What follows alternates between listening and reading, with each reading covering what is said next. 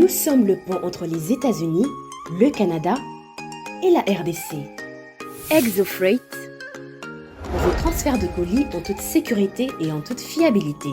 Notre particularité est que pour vos différentes commandes des véhicules neufs ou usagés et autres colis, nous effectuons l'achat à partir des États-Unis, du Canada et nous livrons en un temps record en République démocratique du Congo.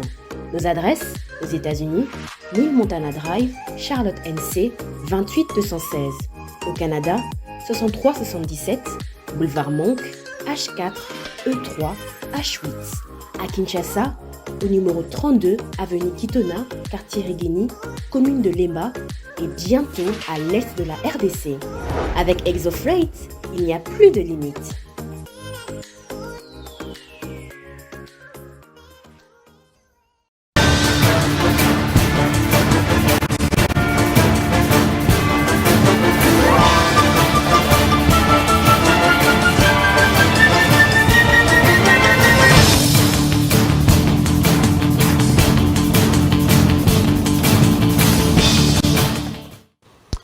Procès Jean-Marc Abound après les plaidoiries des partis au conflit. L'arrêt définitif attendu au 6 septembre prochain.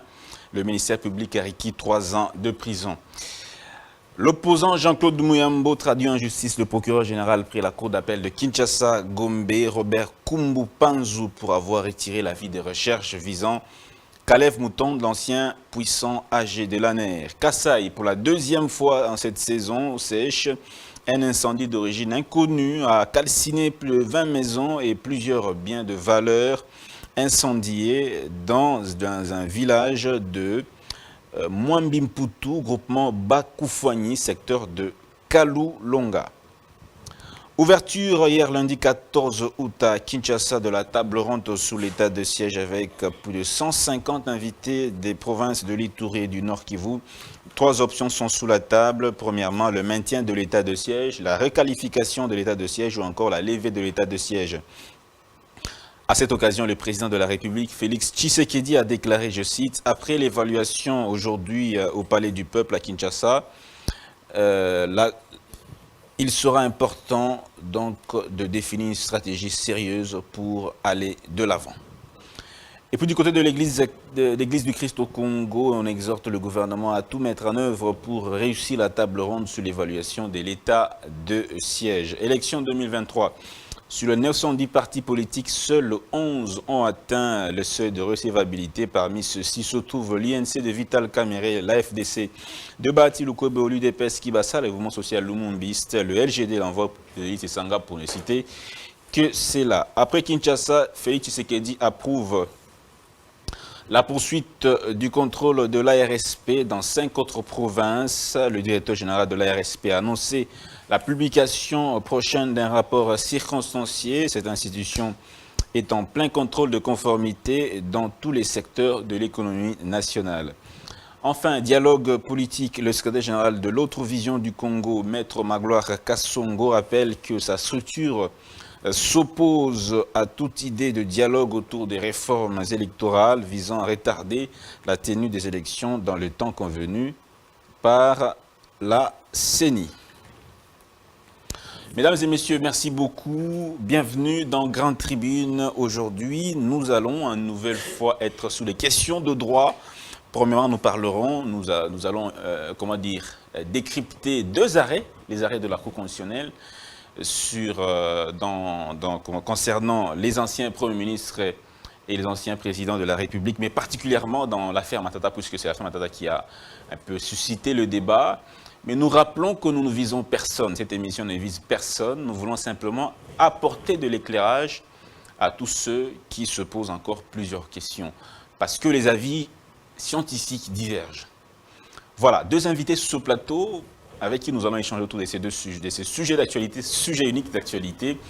Eh bien, décryptage des arrêts de la Cour constitutionnelle. Premièrement, arrêt dit Kalouba et deuxièmement, arrêt dit Kamuleta. Alors, est-ce que ces 2 arrêts se contredisent? Est-ce que ces 2 arrêts sont-ils conformes à la loi? Y a-t-il un problème lié à ces arrêts? Que comprendre de ces 2 arrêts? Merci, messieurs, dames, de nous faire confiance. Je suis avec deux invités sur ce plateau. Je vais d'abord les saluer avant de leur donner la parole sur cette thématique du jour. Je commence avec Maître Richard. Bonjour Maître Richard Pinda. Bonjour, merci à vous de nous recevoir une fois de plus.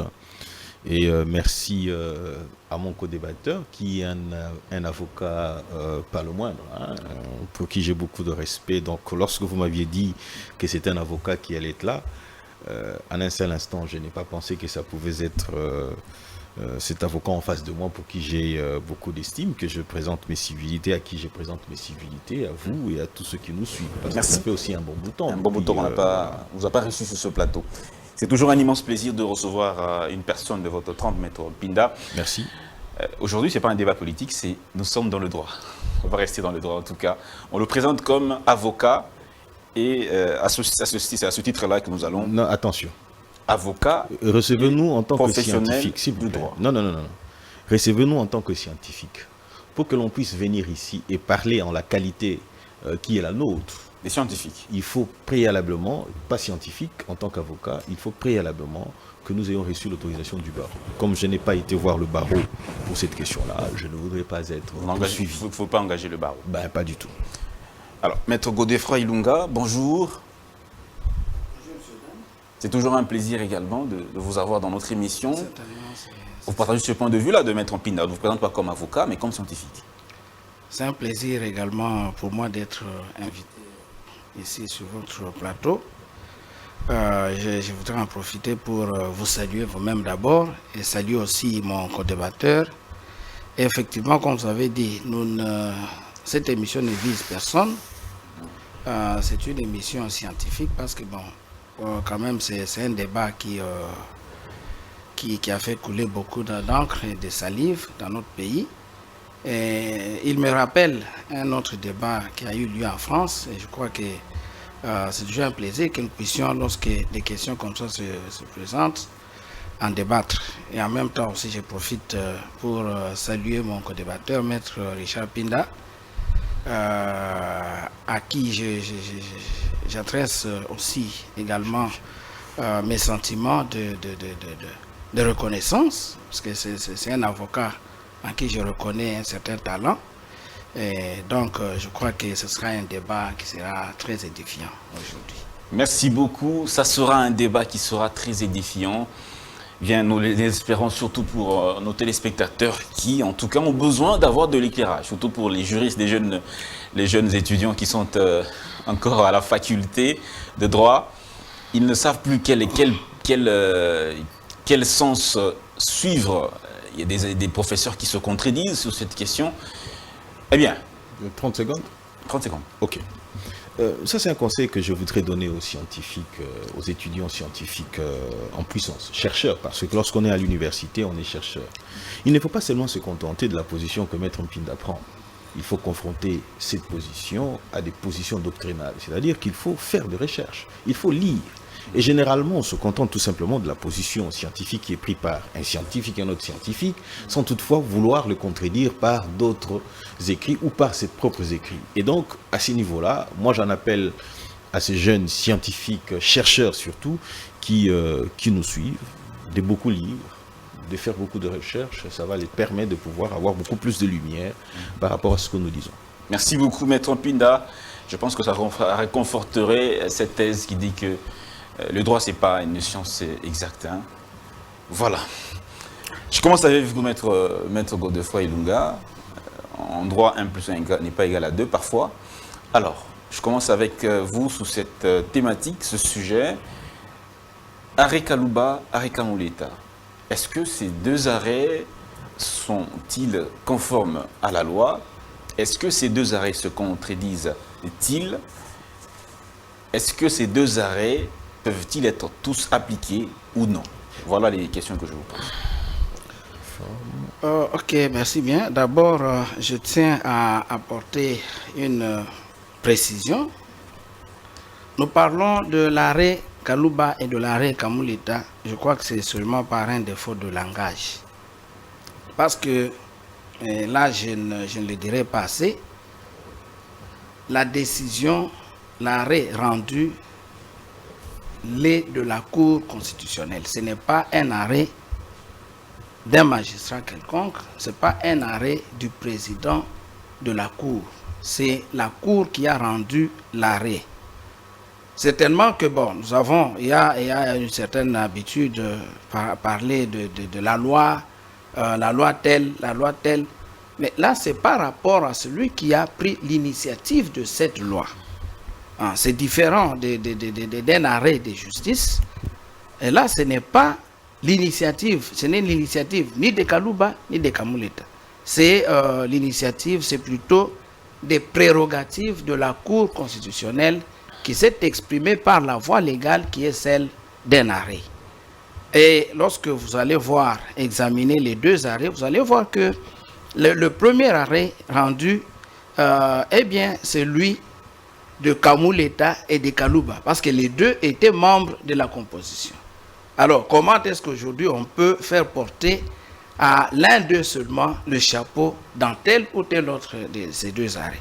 Donc, je crois que ce serait mieux que nous parlions du premier arrêt qui a été rendu et du deuxième qui a été rendu. Et sur ce point-là, je tiens à dire que pour moi, la Cour a fait fausse route dans les deux arrêts.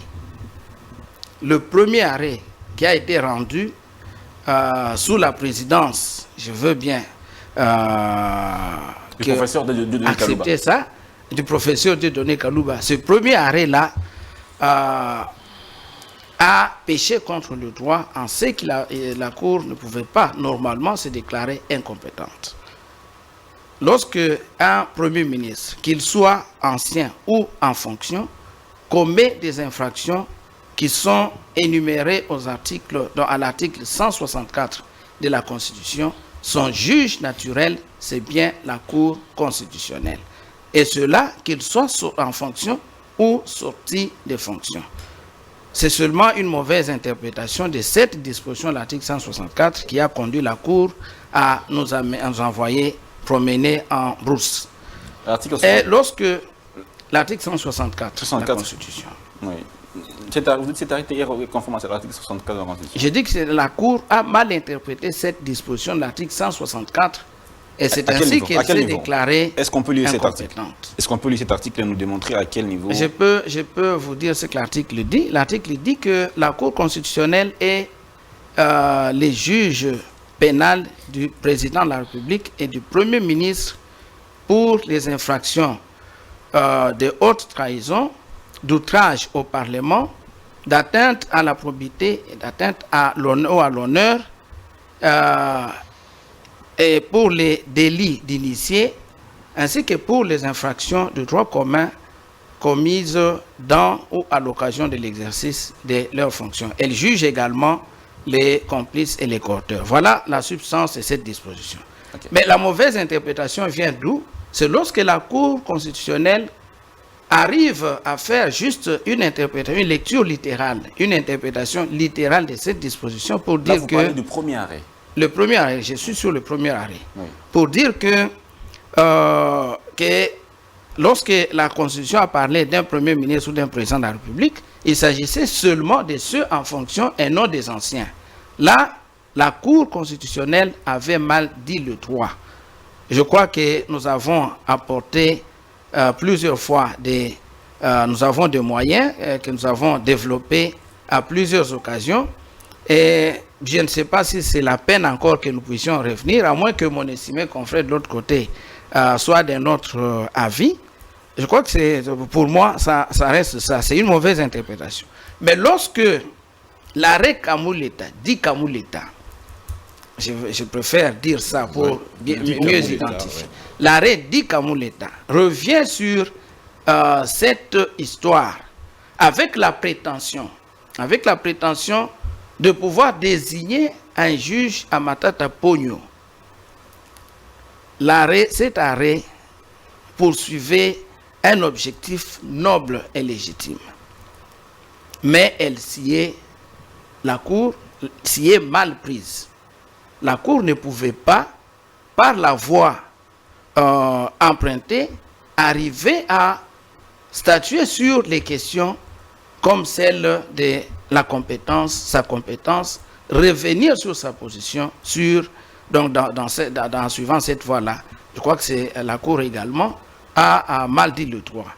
Et elle est arrivée à... La Cour a mal dit le droit en violant ou en écorchant en violant plusieurs dispositions légales, en violant plusieurs principes de droit. Nous allons le démontrer. Allez-y, vous avez le temps. Ok, d'abord, je veux dire que la démarche même de la Cour était inopportune. Elle était inopportune.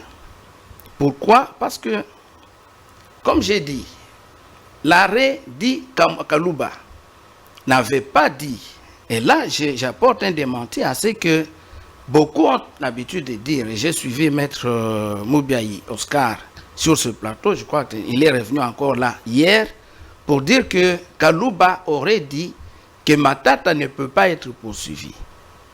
L'arrêt attribué à Kalouba a dit Matata doit être poursuivi, mais devant son juge naturel. Qui est? Et dans cet arrêt, il est dit ceci. Je préfère lire pour que vous puissiez voir, hein, qu'on enlève cette confusion-là des têtes des gens. Parce que parfois, on attribue à quelqu'un un défaut qu'il n'a pas. Je crois que j'ai cet arrêt, il est ici. Voici ce qui est dit dans cet arrêt. La Cour considère que pendant la durée de ses fonctions, le Premier ministre ne peut voir sa responsabilité pénale engagée que devant la Cour constitutionnelle,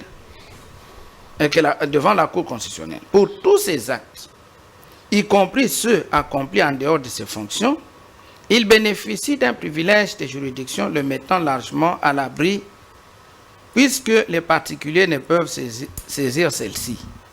Ce privilège, et voilà ce qui est important, ce privilège des juridictions prend cependant fin avec les fonctions de Premier ministre, lequel Premier ministre redevient à la fin de son mandat justiciable des tribunaux ordinaires. Il redevient justiciable des tribunaux ordinaires. Ça, c'est l'arrêt Kalouba. Ça, c'est l'arrêt Kalouba que j'ai ici. Je me demande si ceux qui disent, que Kalouba a dit qu'on ne peut pas les juger, s'ils prennent ne fût-ce que le temps de lire cet arrêt. En français facile, selon l'arrêt Kalouba, étant donné que M. Matata Ponyo n'est plus en fonction, il redevient justiciable. Il redevient justiciable des juridictions ordinaires. Je vais continuer pour que vous puissiez voir ce que Kalouba a dit dans son arrêt. Je veux bien passer cette expression. Je vais sauter un peu. Elle relève que la compétence juridictionnelle étant d'attribution, le prévenu Matata Ponyo Martin Augustin, qui a cessé d'être Premier ministre en fonction, au moment où les poursuites contre lui sont engagées, doit être poursuivi. Il ne dit pas ne doit pas être poursuivi. Doit être poursuivi devant son juge naturel. De sorte que, autrement, il serait soustrait du juge que la Constitution et les lois lui assignent. Oui. Je veux prendre un troisième endroit. Pour finir, hein, on va donner la parole à votre co-débatteur. Oui. La Cour note que, tout comme les députés et sénateurs bénéficient du privilège et des immunités de poursuite et de l'inviolabilité, les poursuites contre le chef de l'État se heurtent également aux contraintes procédurales difficiles à surmonter, bien qu'ils ne bénéficient pas d'une immunité absolue. D'accord. Et l'immunité absolue, c'est quoi? C'est l'irresponsabilité. D'accord.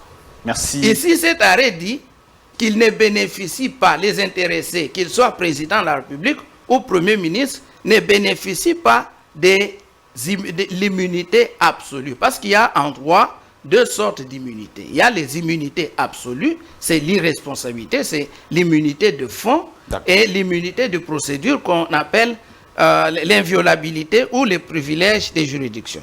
Mais déjà, l'arrêt dit qu'il ne bénéficie pas de l'immunité absolue. Merci et beaucoup. Il doit être poursuivi. Quand on dit doit être, c'est un devoir. Très bien.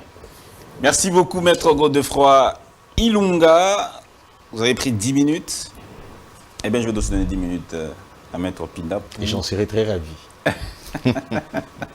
Allez-y. déjà, en fait, je pense qu'à l'entame de cette émission ici, nous avons fait un exercice. Et cet exercice devait attirer notre attention, et particulièrement l'attention de professionnels de droit que nous sommes. C'est-à-dire, je fais plus allusion aux confrères, parce que je l'ai entendu dire tantôt, il a parlé de Matata Mponyo. Il a parlé de Matata Mponyo en tant que Premier ministre, et il a parlé de Matata Mponyo en tant que ancien Premier ministre. Et ce qui voudrait tout simplement dire qu'à l'entame, nous avons relevé, ceux qui nous suivent comprendront, que j'ai refusé d'être pris pour avocat. J'ai dit, prenez-moi en tant que scientifique. Comme ça, parce qu'il s'agit d'une question de droit, étant donné que je n'ai pas reçu les quitus du Conseil de l'ordre, je ne veux pas avoir de problème avec le barreau. Voilà pourquoi je refuse qu'on me prenne pour avocat. Et pourtant, moi, ici qui vous parle, Richard Mpinda, je suis avocat, je suis scientifique et je suis père. C'est-à-dire, en moi-même, vous avez trois particularités, trois qualités. Quand on comprend tel quel, on peut aussi l'étendre à plusieurs autres illustrations. Prenons par exemple, ceux qui croient en la Trinité disent qu'il y a Dieu le Père, Dieu le Fils et Dieu le Saint-Esprit. En une seule personne, on dit Dieu, en Dieu, il y a Dieu le Père, Dieu le Fils et Dieu le Saint-Esprit. Mais la question que nous nous posons est celle de savoir, lorsque Dieu le Fils pose un problème, faudra-t-il, ou il commet une infraction, faudra-t-il l'attribuer à Dieu le Fils ou à Dieu le Saint-Esprit? Devant les cours et tribunaux, si on était dans un monde matériel tel quel, on sera en face de Dieu le Fils, ou c'est Dieu à qui il y a trois personnes, ou que trois qualités. La qualité qui répondra devant cette juridiction-là, c'est la qualité qui est, qui relève de la compétence de la juridiction en sa qualité de Dieu le Fils. Lorsque nous lisons les textes de droit, il y a des principes fondamentaux qu'il faut retenir. Lorsque nous sommes en droit, il faille à ce que nous puissions évoquer les principes de droit. Dans ces cas ici, pour bien comprendre, je vais évoquer un seul principe. Lequel principe? Le principe de la cristallisation. Lorsqu'on vient de commettre une infraction, l'infraction est cristallisée, mais aussi la qualité de la personne qui commet l'infraction. Deux choses. On commet une infraction aujourd'hui, on cristallise en deux termes beaucoup plus simplistes, on dirait, on retient la qualité de la personne qui a commis l'infraction au moment de la commission de l'infraction, mais aussi l'infraction est retenue. C'est ça en fait le principe de la cristallisation. Mais lorsqu'on en vient aux faits précis, c'est-à-dire la question d'ailleurs que vous avez posée de la conformité et si les arrêts pouvaient être appliqués, et vous avez dit si les arrêts étaient contradictoires. Moi je dirais non, pas du tout. Tout simplement parce que les arrêts, la conformité, c'est que ce sont les juridictions compétentes qui étaient appelées pour examiner ces faits-là. Vous avez évoqué la question de, en fait, quand on dit la conformité, c'est la forme. Ok? Lorsque vous dites si ça pouvait être appliqué, effectivement, cela doit être appliqué parce que ce sont des arrêts qui ne souffrent d'aucune irrégularité. Et en troisième lieu, vous avez dit si les arrêts étaient contradictoires. J'ai dit pas du tout. Parce que chacun est pris selon un statut plutôt, j'allais dire, spécifique. C'est-à-dire que lorsqu'on est soit ancien Premier ministre, ça c'est Kalouba, ok? Soit on est en tant que ministre en fonction de la commission, au moment de la commission de l'infraction, et dont la qualité a été cristallisée, et aussi l'infraction. J'en viens à ce que le confrère avait évoqué tout à l'heure ici. Il a évoqué une des dispositions de l'arrêt Kalouba. Il dit ceci: pour tous ces actes, y compris ceux accomplis en dehors de ses fonctions, il bénéficie d'un privilège de juridiction. Et d'ailleurs, un élément encore important, parce que lorsqu'on accède à une fonction, ok, on a les privilèges de juridiction. Et quand on dit privilège de juridiction, c'est-à-dire que la qualité que vous avez, les titres que vous avez, la fonction que vous avez du Premier ministre fait en sorte que vous ne puissiez pas être justiciable d'une juridiction ordinaire. Voilà pourquoi on dit privilège des juridictions. Les mettant largement à l'abri de poursuites, les particuliers ne peuvent saisir celles-ci. Ces privilèges de juridiction prend cependant fin avec... Je sais où je vais en venir, s'il te plaît. Laissez-moi y aller. Allez-y, allez-y. Oui, je sais où je vais en venir. cependant fin avec la fonction et le Premier ministre, lequel redevient à la fin de son mandat justiciable de juridiction ordinaire. C'est-à-dire que les fonctions ont cessé. Monsieur Matata Mponyo redevient un justiciable ordinaire. Pourquoi? Parce qu'il est un ancien Premier ministre. Mais lorsqu'on le poursuit, doit-on le poursuivre en sa qualité d'ancien Premier ministre ou on doit le poursuivre en sa qualité de justiciable ordinaire? Il est justiciable ordinaire, on ne le suit pas en tant qu'un ancien Premier ministre, on le poursuit en tant qu'individu. Monsieur tout le monde. Pourquoi? Parce qu'il est un justiciable ordinaire. Lorsque vous lisez la Constitution de bout en bout, vous ne verrez nulle part où il est écrit, parce que quand on parle droit, les textes doivent le dire. Les compétences sont d'attribution. Vous ne verrez nulle part où il est écrit qu'on doit poursuivre un ancien Premier ministre, de la même manière un président de la République, un ancien député. Pourquoi? Parce que le titre actuel n'a pas commis d'infraction. Rappelez-vous de ce que j'ai dit tout à l'heure. Trois personnes ont Dieu. On a parlé de l'article 99 de la Constitution, où on parle d'un ancien Premier ministre. Non, on n'a pas dit ancien Premier ministre. Là, il fait allusion à la déclaration des avoirs. On dit on le poursuit. Il y va en tant qu'individu. On ne le poursuit pas non plus en tant qu'un ancien Premier ministre. Parce que ici, c'est encore une autre question de droit qui évoque le fraude.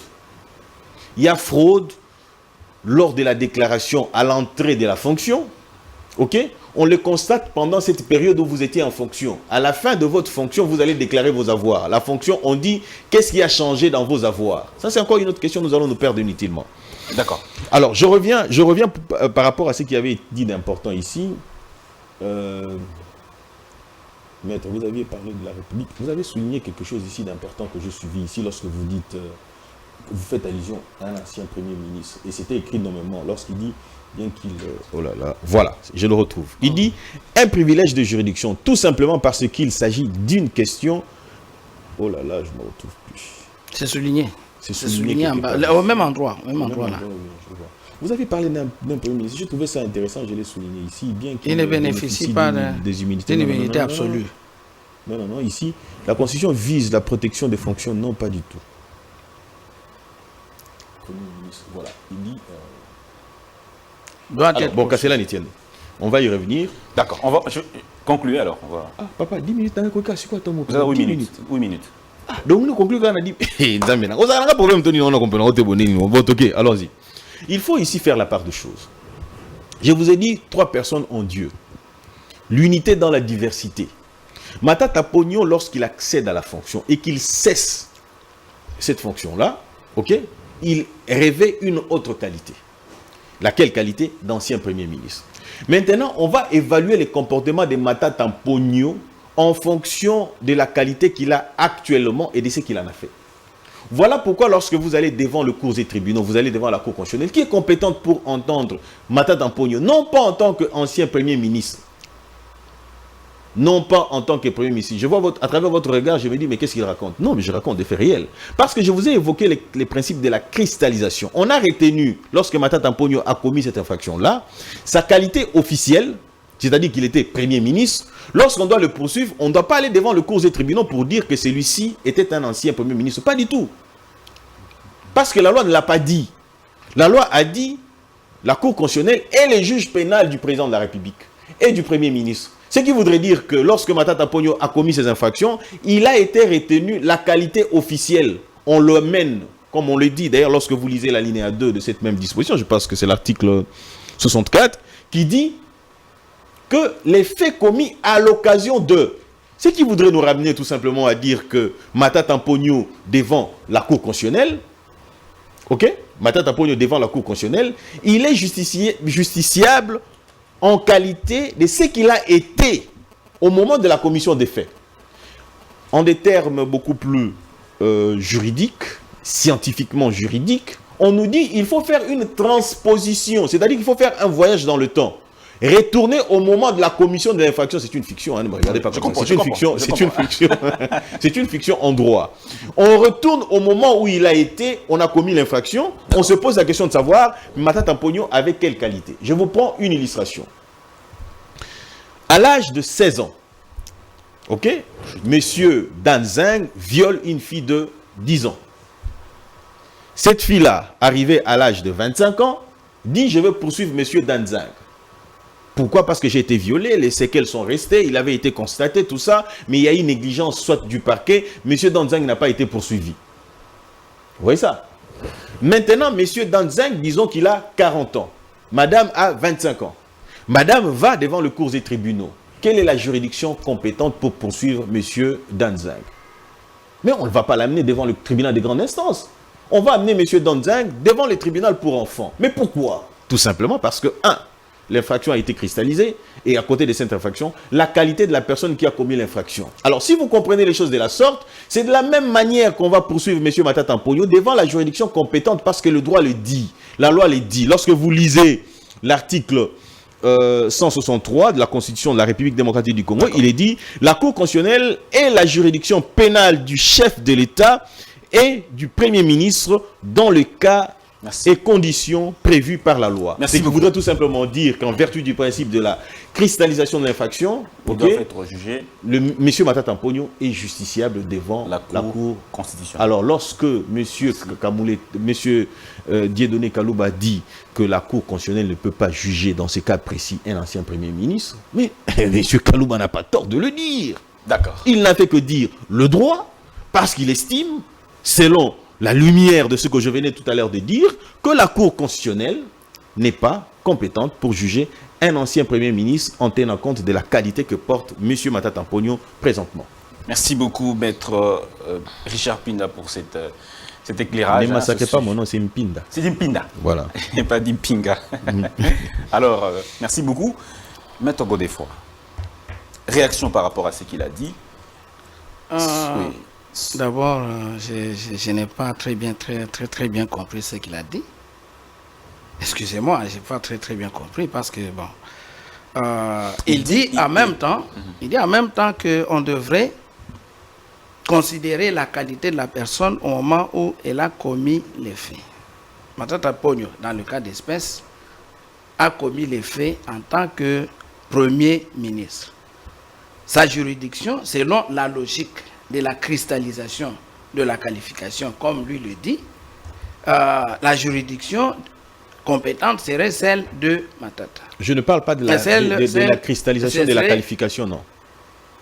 De l'infraction. Tout à fait. Et ça, c'est le principe en lui, en soi, c'est la cristallisation de la qualification. Parce que c'est un principe qui s'applique. Excusez-moi, laissez-moi continuer. La cristallisation de la qualification. Attention, confrère. La cristallisation de l'infraction, ce n'est pas la. Non, non, c'est intéressant pour que vous répétiez ce que j'ai dit. Compte pas. Confrère, la cristallisation de l'infraction et la cristallisation de la qualité, c'est deux choses différentes. Et d'ailleurs, la cristallisation de la qualité, et plutôt de la qualification, ne doit pas exister. Parce que la qualification varie selon qu'on est justiciable ou que l'on est devant le parquet ou l'on est devant un juge. Je reviens vers vous, maître. Alors, allez-y, maître. Selon, je veux bien, comme il rectifie ce qu'il dit, d'après ce qu'il dit, n'est-ce pas, d'après le principe de la cristallisation, tout à fait. N'est-ce pas, ce serait la Cour constitutionnelle qui serait compétente.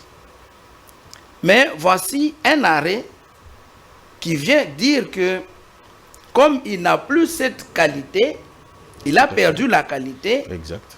La compétence de la Cour également disparaît, mais au finish lui dit non, il a dit le droit. Oh. Je ne sais pas si vous ne trouvez pas. Donc il y a l'incohérence. L'incohérence. Tantôt, c'est la Cour qui est compétente, mais quand un arrêt, l'arrêt Kalouba dit que la Cour n'est pas compétente, il a dit le droit. C'est la contradiction.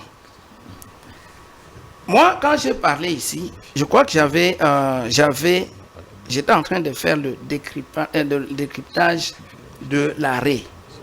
Je n'ai pas donné jusque-là mon point de vue. Et je crois que mon point de vue, je l'avais dit dès l'entame, que cet arrêt-là violait les dispositions constitutionnelles. L'arrêt Kalouba. L'arrêt Kalouba. Il viole les dispositions constitutionnelles. Et moi, contrairement à Maître Richard Pinda, je reviens à l'article 99 que vous avez évoqué.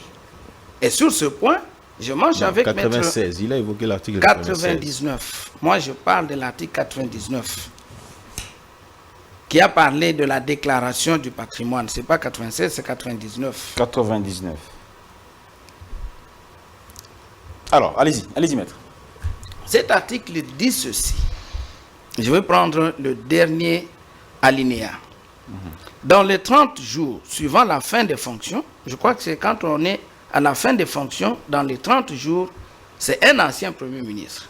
On n'a pas besoin, lorsqu'on interprète une disposition légale, je crois qu'il y a ce qu'on appelle l'intelligence. Vous savez, le législateur est très intelligent. Il faut arriver à comprendre l'intelligence, entrer dans l'intelligence de la disposition que nous lisons. Dans les 30 jours suivant la fin des fonctions, et la fin des fonctions du président de la République, je prends son cas, intervient quand? Ce n'est pas la fin du mandat. Ce n'est pas la fin du mandat. Parce que si vous lisez l'article 70, et c'est un article cher à un camp, n'est-ce pas? Je ne veux pas dire lequel. Hier, il était cher à un camp. Aujourd'hui, il est cher aussi à un autre. L'article 70, qui veut que le président de la République, arrivé fin mandat, ne quitte pas ses fonctions. Il reste en fonction jusqu'à l'investiture, n'est-ce pas, de celui qui est élu. Et lorsque on investit, c'est lui qui est élu, je crois que c'est dans 10 jours, je crois, ou 15 jours de l'élection, c'est alors que les fonctions de l'ancien prennent réellement fin. Et là, je l'ai dit dans un ouvrage qui va bientôt apparaître. Alors, dans les 30 jours maintenant, suivant cette fin des fonctions, dès qu'il quitte, on fait la remise et reprise, il devient ancien président de la République ou bien il devient un ancien Premier ministre. Commence alors à compter les 30 jours dans lesquels, en ayant lesquels, il doit faire la déclaration de son patrimoine. Et faute de cette déclaration, dans les 30 jours suivant la fin des fonctions, en cas de soupçon, en cas de déclaration frauduleuse ou en cas de soupçon d'enrichissement sans cause, là, la Cour sera saisie. La Cour sera saisie en quelle matière? Je crois qu'il faut se poser cette question. C'est en matière pénale. C'est en matière pénale. Je crois, si mon estimé confrère estime que ce n'est pas ça, je peux bien le prouver, parce que j'ai encore la loi sur la Cour constitutionnelle ici, qui précise en son article 83, il dit ceci, l'alinéa, je crois 6, le dernier alinéa, lorsqu'il est fait application de l'alinéa 5, celui que je viens de lire, de l'article 99 de la Constitution, la Cour est saisie aux fins de poursuites pénales. Donc, c'est-à-dire que le fait pour lui de n'avoir pas fait la déclaration, d'avoir fait une déclaration frauduleuse ou de s'être enrichi illicitement pendant qu'il était en fonction, cela est constitutif des infractions. J'ai analysé ces infractions, le livre est à venir. Donc ça, c'est la loi sur le fonctionnement de la Cour. Ça, c'est la loi portant organisation et fonctionnement de la Cour constitutionnelle.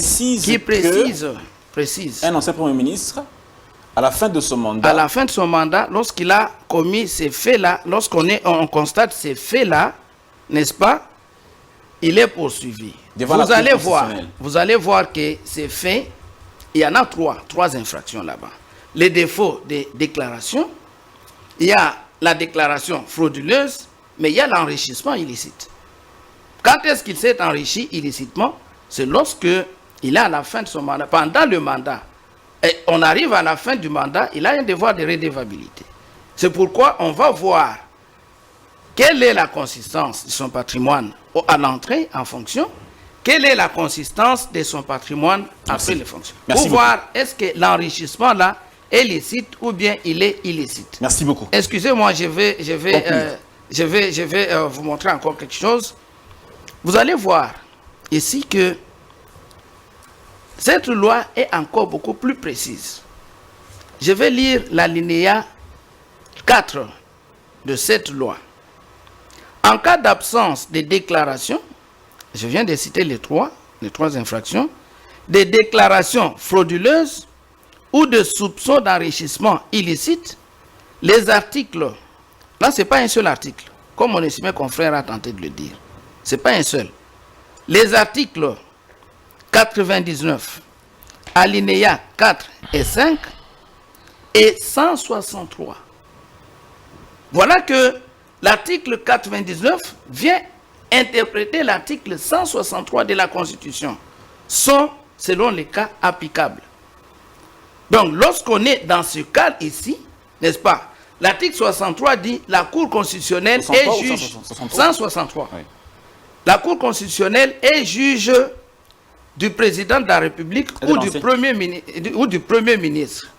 Mais voici que celui-ci sort des fonctions et 30 jours après, il est poursuivi pour n'avoir pas fait la déclaration et on lui applique la disposition qui s'applique au Premier ministre ou au président.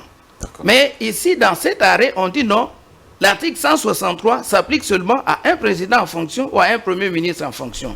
Vous comprenez déjà la distorsion. Cette interprétation ici, cet article de l'article 83, l'article 83 ici, a fait l'objet d'un arrêt de la Cour suprême de justice en matière, n'est-ce pas, de constitutionnalité. Parce que la loi ici devait faire l'objet d'un contrôle de constitutionnalité. Et la Cour suprême de justice a dit que cette disposition est conforme à la Constitution. Donc conforme à l'article 163 et conforme à l'article 99. Merci beaucoup, Maître Godefroy. Maître Pina. Okay. Alors, article 99, article 163. Allez-y. Le confrère a été clair lorsqu'il dit, par exemple, il relève les faits, il dit fausse déclaration. Enrichissement illicite. Fausse déclaration, il dit déclaration, défaut de déclaration, et il dit enrichissement illicite. La question fondamentale pour savoir quelle est la juridiction compétente est celle de savoir quand est-ce que les faits sont commis. On constate qu'il est demandé à la personne qui accède à une fonction de faire la déclaration à l'entrée de sa fonction et au sortir. Début de la fonction, cessation de la fonction. C'est-à-dire que c'est pendant cette période-là. Et la question fondamentale est celle de savoir, pendant cette période-là, on a quelle qualité? On a la fonction qu'on a. On a les titres. On est soit, comme je l'ai dit ici, la Trinité, on est soit les fils, on est Premier ministre, soit on est ministre, soit on est président de l'Assemblée nationale, président du Sénat, et ainsi de suite. Ok? C'est la qualité pendant la période où vous exercez une fonction, que vous portez un titre, une qualité, que la Cour constitutionnelle, pour le cas du président de la République et du Premier ministre, est compétente. Pas en dehors, mais après, c'est que vous devenez ancien. C'est-à-dire que le juge ne sera pas compétent de vous poursuivre pour ça. Est-ce qu'on peut lire l'article 99? Mais l'article 99 est clair, papa. On dit ceci, oui. L'article 99. Durant leur fonction, on évoque quoi ici, l'élément important? Dernière ligne. Allons-y, papa. Il faut tout lire. Il ne faut pas au long là et l'eau pour ces explications quand même. Durant leur fonction, les présidents de la République et les membres du gouvernement ne peuvent, par eux-mêmes ou par personne interposée, ni acheter ni acquérir. 98, hein? Allez à 99. Ça, c'est un autre. Non, attendez un peu, s'il vous plaît. Ça, c'est 98. 96. Les fonctions du président de la République sont incompétentes avec l'exercice des autres mandats, ainsi de suite. Tout ça, les mandats du président de la République. 99. 99. Dernier alinéas, si possible. Maître. Pardon, s'il vous plaît.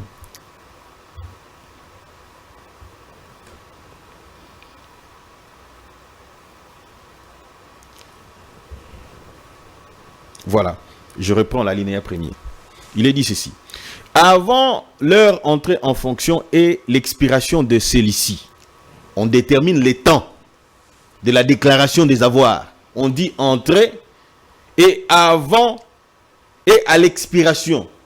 Vous avez la fonction et la qualité. On dit les présidents de la République et les membres du gouvernement sont tenus de déposer devant la Cour constitutionnelle la déclaration écrite de leur patrimoine familial, énumérant leurs biens meubles, y compris actions, part sociale, obligations, autres valeurs, compte bancaire, l'air, biens, immeubles, y compris terrain non bâti, forêt, plantation et terres agricoles, mine plutôt, et tout autre immeuble avec indication des titres permanents.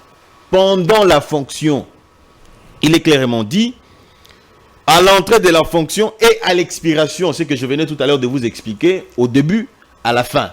Parce que c'est au début de l'entrée en qualité, ou de l'entrée en fonction, ou au début de la période où vous portez la qualité officielle, c'est-à-dire vous êtes Premier ministre et ancien Premier ministre, Et à la fin. et à la fin. Lorsque vous avez cessé d'exercer une fonction, vous n'êtes plus, vous n'êtes plus, porteur de cette fonction-là. Vous êtes devenu un ancien Premier ministre. Maintenant, on va vous poursuivre, vous, en tant qu'ancien Premier ministre ou Premier ministre en fonction au moment de la commission de l'infraction. Parce que j'ai évoqué un principe de droit ici fondamental, je parle de la cristallisation de l'infraction et de la qualité. Alors le juge fait quoi? Il revient, il constate, il analyse. Il constate qu'il y a eu fraude. Au moment où vous étiez en fonction, il vous poursuit en tant qu'ancien Premier ministre. Pourquoi? Parce que il vous poursuit plutôt en tant que... Ancien. Non, pas ancien. En tant que Premier ministre en fonction au moment de la commission de l'infraction. Parce que l'ancien Premier ministre, il a été dit ici par Kalouba, il devient un citoyen ordinaire. Et aussi, portant la qualité d'ancien Premier ministre, il ne peut pas être poursuivi parce que la loi ne dit nulle part qu'un ancien Premier ministre, la personne qui porte le statut d'un ancien Premier ministre, ok, peut être poursuivi. Mais cependant, s'il commet les infractions en ce moment-là, ok, on le poursuit en tant que M. Matata Mponyo pour les infractions qu'il a commises en ce moment-là. Et donc là, il va être jugé devant la Cour constitutionnelle. Non. La compétence et l'attribution. Il faut que la loi ait dit. Il est poursuivable en ce moment-là en tant que Premier ministre en fonction à l'occasion de la commission de l'infraction. Cristallisation de la qualité officielle et lorsque vous... Attendez un peu, attendez, je vais être beaucoup plus clair. Lorsqu'on amène Matata Mponyo devant le cours des tribunaux, on dit, M. Matata Mponyo a commis une infraction.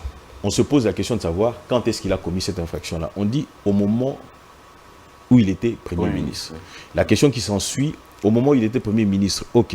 Et au moment où il était en fonction, il avait quelle fonction? Il était Premier ministre. On retient qu'il était Premier ministre.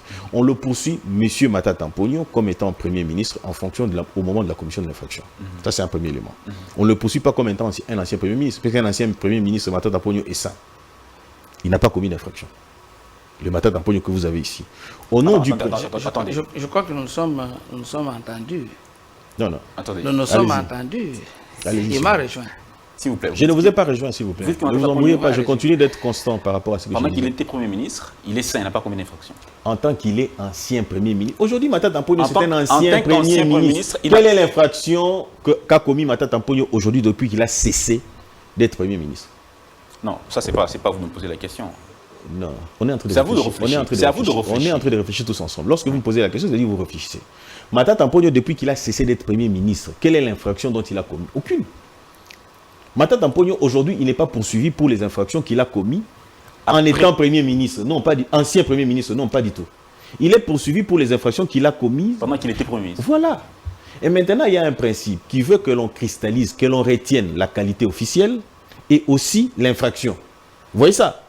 C'est ainsi que, lorsque vous lisez la Constitution de bout en bout, il n'est pas prévu de poursuivre un ancien Premier ministre. C'est vide. Attendez, s'il vous plaît. Oui. Un ancien Premier ministre pour des infractions qu'il aurait commises lorsqu'il était Premier ministre ou qu'il était ministre en fonction. Il n'y en a pas. Mais il y a plutôt, l'arrêt Kalouba, Kamouleta le dit clairement, que la Cour constitutionnelle est compétente pour poursuivre un Premier ministre en fonction au moment de la commission de l'infraction. Et donc, il aurait fallu qu'il soit poursuivi pendant qu'il était Premier ministre. Oh là là, oh comprenez. Bon, Isaboué. Pas pendant qu'il était. Que ce soit pendant ou pas du tout, ok? On tient compte de la qualité. Ok? Je vous ai dit, je vous ai donné une illustration ici. Vous pensez que le Conseil de l'ordre me poursuivrait moi pour avoir dit une bêtise? Pourquoi? Parce que je suis venu ici. Je ne cesse pas d'être avocat. Je suis avocat. Mais lorsque je me présente ici, c'est pour me protéger des poursuites du Conseil de l'ordre. Parce que je ne viens pas ici en tant qu'avocat, mais je viens ici en tant que scientifique et je réfléchis en tant que tel. OK? C'est-à-dire que le Conseil de l'ordre, peu importe ce que j'ai dit ici, n'engage pas le Conseil de l'ordre parce que j'ai dit que je n'ai pas été envoyé par le Conseil de l'ordre. Je ne porte pas mon titre d'avocat ici. Même si vous pouvez m'appeler maître. Vous voyez ça? Ce que je commets ici n'engage en nullement le Conseil de l'ordre. Mais si j'étais venu ici, s'il vous plaît, votre temps de parole viendra. Pour finir. Voilà. Ce que je commets ici. Plus de 10 minutes, hein. Oh là là. Il est en train de chuter.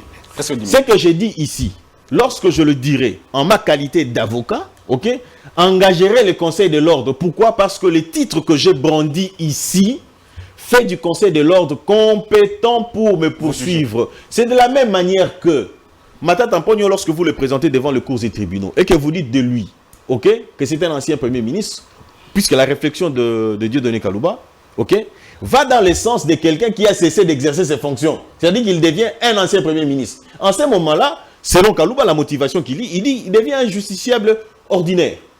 Maintenant, parce qu'il y a eu des faits qui ont été commis, Kalouba est venu pour recadrer, pour dire que la Cour constitutionnelle devient compétente pour poursuivre Matata Mponyo pour des faits qu'il a commis à l'occasion de la commission de ces infractions-là.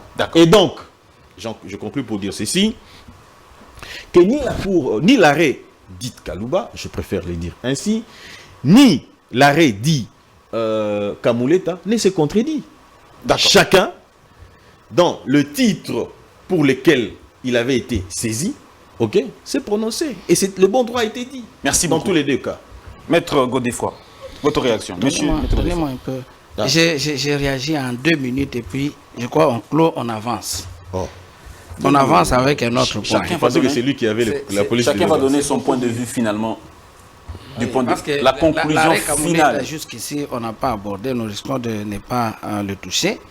Je crois que quand j'ai dit que Maître Pinda s'est contredisé, j'avais raison.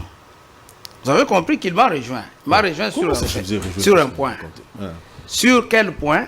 Il dit que la qualité prise en compte pour l'attribution de la compétence, c'est celle au moment de la commission des faits et non celle au moment des poursuites.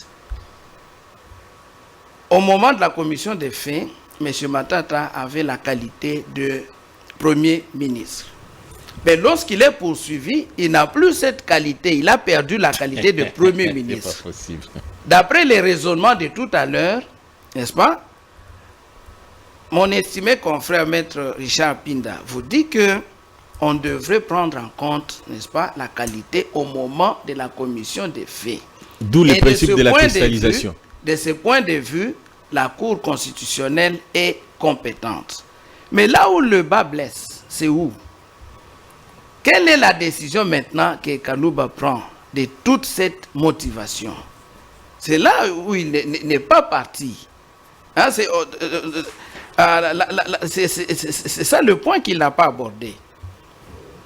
Prenant, n'est-ce pas, en compte toute cette motivation, c'est quoi la motivation? l'arrêt Kalouba dit ceci, que la Cour constitutionnelle déclare recevable et fondée l'exception d'incompétence, se déclare incompétente. Alors que si on prenait pour vrai le raisonnement de tout à l'heure, puisque Matata Mponyo est poursuivi pour des faits qu'il a commis et qu'il aurait commis, parce qu'il en sa qualité de Premier ministre en fonction, de la présomption d'innocence, pour des faits qu'il aurait commis en qualité de Premier ministre, la Cour constitutionnelle devrait les juger, même si c'est en dehors, n'est-ce pas, même s'il n'a plus cette qualité. Pourquoi? Mais voici que malheureusement, la Cour constitutionnelle s'est déclarée incompétente. De juger l'ancien Premier ministre. De juger. Donc, l'arrêt Kalouba n'a pas dit qu'il prend en compte la qualité au moment de la commission des faits. Pour lui, il est resté constant. Il est resté constant. Chers confrères, laissez-moi continuer. Vous allez voir que la contradiction est dans votre camp. Parce que d'un côté, vous dites que le vrai principe, le principe de droit, c'est que lorsque vous commettez des faits en qualité de Premier ministre, vous devriez être, n'est-ce pas, jugé en cette qualité, même au moment où vous n'êtes plus Premier ministre. Tout à fait. Ok, il dit tout à fait. Alors, vous avez commis des faits en qualité de Premier ministre. Quelle est la juridiction compétente? C'est la Cour constitutionnelle. Exact. Pas de débat. Exact. Mais lorsque vous perdez la qualité, vous devenez ancien Premier ministre. Quels sont les juges compétents? En vertu du principe de la cristallisation, ce devrait être toujours la Cour constitutionnelle. Tout à fait. Il dit tout à fait. Exact. Mais qu'est-ce que la Cour maintenant a dit? À quoi dit Si la Cour était compétente, tribunal ordinaire. elle se déclarerait compétente. Mais malheureusement, la Cour dit, Je comprends votre problème. je suis incompétente. Je vais vous aider. C'est ce que la Cour a dit. Donc, vous comprenez que la motivation qu'on lui attribue et la conclusion ne collent pas. Non, non. Donc, c'est ça le problème. D'accord. La Cour Donc, a au dit moins, ceci. au moins, Permettez, s'il vous plaît, mon confrère, estimé vous avez eu le confrère, temps avec de mon dire ce estimé que vous avez dit. confrère, nous sommes d'accord sur le fait que nous ne disons pas la nous même chose, s'il vous plaît. prenons la qualité au moment de la commission Non, des non, faits. non, s'il vous plaît. Lui, il a dit Qu'il soit que poursuivi la pendant les Kalouba- mandats ou après les mandats, c'est la Cour constitutionnelle qui est compétente. Il a dit tout à fait il n'y a pas S'il vous plaît, longtemps. il n'y a pas longtemps. S'il vous plaît. Alors, L'opinion suivra très religieusement parce que ça passera sur YouTube. Vous pouvez suivre et resuivre. Vous allez vous rendre compte. Hein, j'attends vos commentaires en dessous là pour savoir s'il s'est contredit ou pas du tout. Ok. Je voudrais ici qu'on fasse la part des choses. Je vous ai évoqué un principe. Et ce même principe, vous l'aviez. Laissez-moi évoluer. allez-y, s'il allez-y, vous allez-y. plaît. Nous sommes revenus là-dessus. Lorsque vous avez dit que vous nous receviez en tant qu'avocat, ok?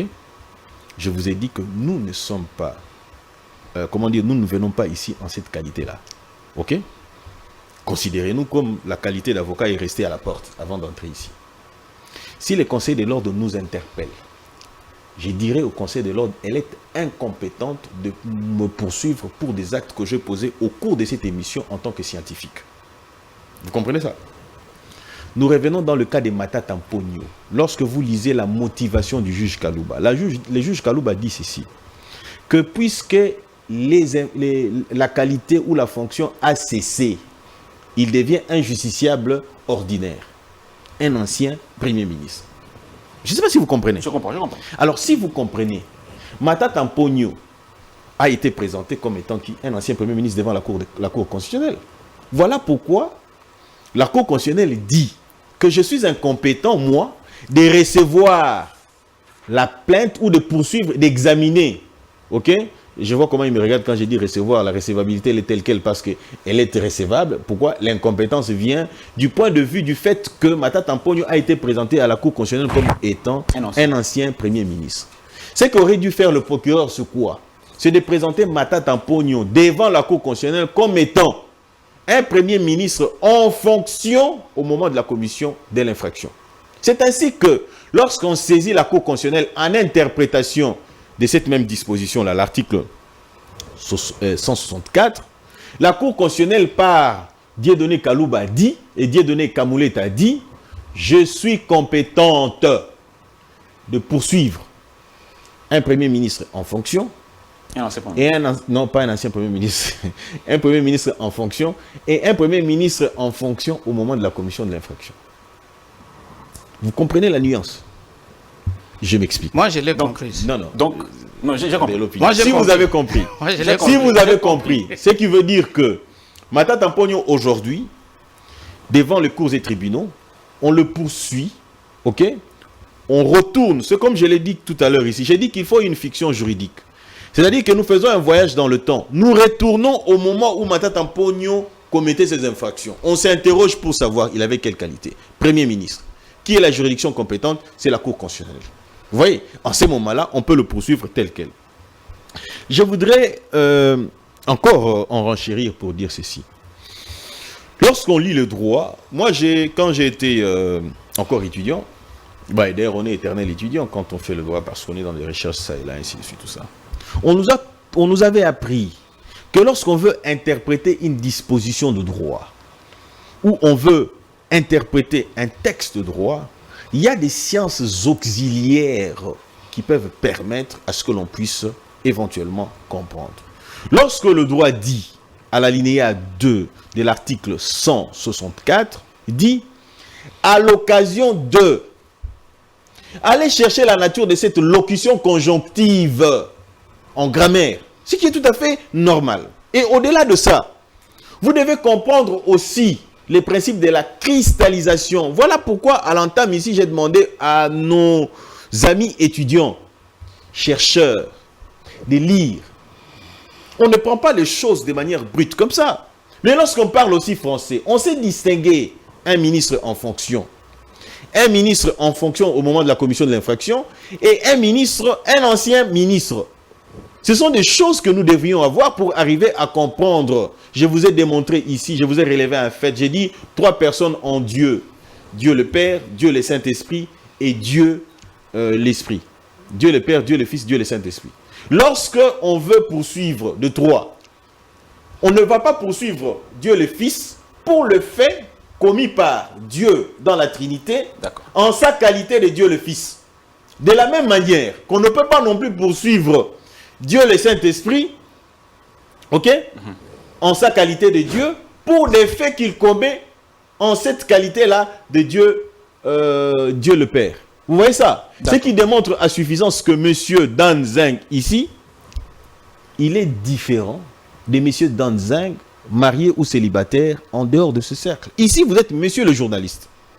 On ne peut pas vous poursuivre, vous, monsieur le journaliste, pour avoir engrossé une femme. Non, pas du tout. On vous poursuivra, vous, monsieur Dan Zeng, célibataire ou marié, pour avoir violé. Par exemple, parce que l'engrossement n'est pas une infraction ou la mettre quelqu'un enceinte. Vous comprenez ça? Merci. Alors, pour arriver à comprendre la lumière de tout ça, 2 choses. Pour finir, oui. Il faut les principes de la cristallisation de l'infraction. Et deuxièmement, les principes, merci beaucoup. Les principes de la fiction du droit. Merci beaucoup. Et dans la fiction du droit, on fait un transport dans le temps. Très bien. Dans l'imaginaire, on fait un transport dans le temps pour éventuellement savoir auquel moment l'infraction a été commise et quelle qualité avait cette personne-là pour déterminer la juridiction compétente et éventuellement entendre de quoi il est poursuivi. Je serais vraiment malheureux de ce que je vois déjà apparaître là. Non, on a pris déjà 1 heure du temps. Et je redoute, vraiment que je redoute. L'émission est... C'est pourquoi j'avais dit qu'on puisse avancer, mais seulement je veux prendre un peu la petite nuance qui est de tout à l'heure. Conclure en tout cas. La petite nuance de tout à l'heure, c'est que, bon... qu'est-ce que nous devons retenir? La Cour constitutionnelle, d'après le confrère, se serait déclarée incompétente au seul motif que on aurait amené Matata Ponyo en qualité d'ancien Premier ministre. Non, je crois que mon estimé confrère est en train de parler en l'air. En l'air parce que ça ne compte pas avec les faits. Moi, j'ai l'arrêt ici entre mes mains. Voici, n'est-ce pas, l'exploit qui avait saisi la Cour. Qu'est-ce qu'on reproche à Matata Ponyo? Avoir... En tout cas, 2 minutes, hein? 2 minutes. Le plus rapidement possible. Avoir à Kinshasa, ville de ce nom et capitale de la République démocratique du Congo, sans préjudice des dates plus précises, mais entre les mois de novembre 2013 et novembre 2016, période non encore couverte par le délai de prescription de l'action publique, étant respectivement agent public de l'État, notamment Premier ministre. On n'a jamais dit qu'il était ancien Premier ministre. Dans l'arrêt Kalouba. L'arrêt est là entre mes mains. Je vais lui donner après que j'ai fini. Comme ça, il va lire aussi et nous montrer où est-ce qu'on a dit qu'on poursuivait un ancien Premier ministre. Donc, vous voyez qu'il a mal interprété l'arrêt. Allez-y. 2 minutes. Notamment, Premier ministre et ministre délégué auprès du Premier ministre en charge des finances du gouvernement de la République démocratique du Congo pour les 2 premiers cités et dirigeant de la société Africom. Donc, ici, ils sont poursuivis pour des faits qu'ils avaient commis, qu'ils auraient commis pendant qu'ils portaient la qualité officielle de Premier ministre et de ministre des Finances. Et c'est lorsque la Cour examine sa compétence au regard de ces faits-là et de cette qualité qu'elle dit pour elle que la disposition ou les dispositions des articles 163 et 164 de la Constitution ne sont pas applicables à quelqu'un qui a déjà perdu la qualité de Premier ministre. Pourquoi? Parce que la Cour dit clairement, je crois que c'est tout à fait simple, la Cour dit ceci, en l'espèce, la Cour constate, ça c'est un constat que la Cour fait. Terminé. Oui. Ce n'est pas la qualité à laquelle il est saisi. Allez-y. Plutôt, elle est saisie. Elle constate qu'il ressort des éléments du dossier. Pas de l'acte de saisine. Oh là là. Des éléments du dossier que le prévenu Matata Ponyo Mapon Augustin a été Premier ministre de 2012 à 2016. Qu'à ce jour, il n'exerce plus les dites fonctions. Ça, c'est le constat de la Cour. Mais ce n'est pas la qualité à laquelle on avait amené Matata Ponyo. D'accord. Merci beaucoup. Mais Donc, merci beaucoup. La nuance là n'a aucune valeur et n'est pas détaillée. Vous savez, répondez, en droit, je réponds. Allez-y. En droit, voilà pourquoi j'ai dit ici. L'arrêt Kalouba, l'arrêt Kamoulita. On en parlera. Mais on est en train de répondre tout ça. Vous savez, le droit c'est quelque chose de merveilleux. Hein? Je sais qu'il faut tenir compte du temps parce qu'on dit fin là-bas. Il l'a dit lui-même. Il dit la Cour constate. C'est-à-dire que vous apportez les faits. Ok? Nous avons parlé, j'ai dit tout à l'heure ici, il a parlé de la cristallisation de la qualité. J'ai dit non, on ne peut pas cristalliser la qualité parce que la qualité varie. Ok? La Cour attire notre attention. Il dit que je constate que Matata Ponyo a été. C'est-à-dire que dans l'entendement de la Cour, on lui a présenté un ancien Premier ministre. Vous voyez ça? C'est ainsi que la Cour ne se prononce pas en sa qualité de ministre en fonction, parce qu'il a dit, si la Cour pouvait dire qu'il a été en fonction, on le juge en tant que Premier ministre en fonction au moment de la commission de l'infraction, l'entendement aurait été tout autre. Mais la Cour ici constate qu'il m'a été présenté une personne qui a été Premier ministre pendant une période donnée. C'est-à-dire qu'en présence de moi, j'ai un ancien Premier ministre et par voie de conséquence, je me déclare incompétente. Ok? Il faut lire à ces moments-là, pas ressortir certains éléments. Et aussi une chose, s'il vous plaît, confrère, laissez-moi parler, s'il vous plaît. C'est mon temps de parole. Allez-y. Okay. Seulement dites aussi, la cristallisation servira à quoi en ce moment-là? Parce que vous êtes en train que vous n'avez rien compris de tout ce que je dis ici. Vous démolissez la cristallisation. Non, vous n'avez rien compris. C'est la cristallisation qui fait que lorsque Matata Ponyo a été présenté, qu'on ne le regarde pas comme étant un ancien Premier ministre, mais qu'on le regarde plutôt comme étant un ministre en fonction au moment de la commission de l'infraction. C'est ça la cristallisation. Ce sont des choses simplistes que moi j'ai appris en deuxième année avec le professeur Nyabirungu Mwenesona, en deuxième année de droit à la faculté de droit de l'université de Kinshasa. Mais ce sont des choses élémentaires que moi j'ai appris telles quelles. Et donc je voudrais dire tout simplement ici, je l'ai dit, j'ai démontré, je suis parti de l'illustration de la Trinité. Je suis parti d'un cas de viol. Je suis parti de votre cas. J'ai dit tout à l'heure que vous, en tant que tel, vous êtes journaliste lorsque vous êtes avec nous ici. Mais lorsque vous êtes avec votre fiancé ou votre épouse, vous n'avez pas la qualité de journaliste. Vous avez votre qualité de fiancé ou de marié. Vous voyez ça? Alors lorsque vous donnez des coups à votre épouse ou fiancé, tout ce que vous voulez, ainsi de suite, tout ça, on ne vous poursuit pas en tant que journaliste. On vous poursuit en tant qu'époux ou fiancé. Pourquoi? Parce qu'on a cristallisé votre qualité au moment de la commission de l'infraction et on a cristallisé aussi l'infraction que vous avez commise. C'est de la même manière que Matata Ponyo, lorsqu'on le présente, c'est d'ailleurs sorti de lui, lorsqu'il dit, on ne considère pas la qualité que vous avez au moment de poursuite. On considère plutôt la qualité que vous avez au moment de la commission de l'infraction. Et donc, lorsque vous lisez l'arrêt de la Cour, vous vous rendez compte qu'il dit il a été n'est pas un présent. Merci beaucoup. Vous voyez ça? Il a été, c'est une qualité qui est tirée du passé. Et l'on considère le présent ici en tant qu'ancien. Vous voyez ça? Donc, et alors, la Cour, pour se servir du principe de la cristallisation de l'infraction, devrait dire Premier ministre en fonction au moment de la commission de l'infraction pendant telle ou telle période. D'accord. Tout se joue à ce niveau-là. Merci c'est ce qui est beaucoup. dit. C'est ce qui est dit. Merci beaucoup. Effectivement. C'est ce que vous croyez avoir Merci beaucoup. compris Je crois qu'on qui a n'a pas été dit. vidé le deuxième arrêt. Rappelez-nous, nous allons la- en débattre, en découdre encore. L'arrêt Vous savez, Kabuleta. il a même évoqué une question de la parole de Dieu. Ici, je suis encore partant. En D'accord. ma qualité de chrétien, On y- je vous démontrerai que On y nous, revient. qui croyons en Dieu Merci beaucoup. et en son Fils S'il vous Jésus-Christ, plaît. sommes... On n'a plus le temps. Merci beaucoup, messieurs, dames. On reste sur notre soif. Je pense qu'on pourra reprendre le même casting la semaine prochaine pour aborder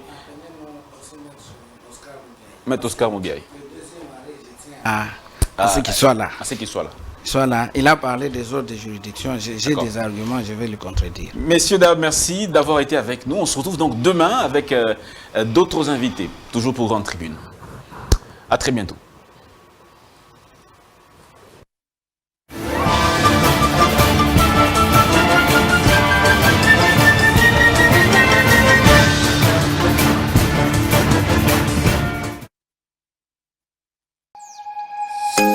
Nous sommes le pont entre les États-Unis, le Canada et la RDC.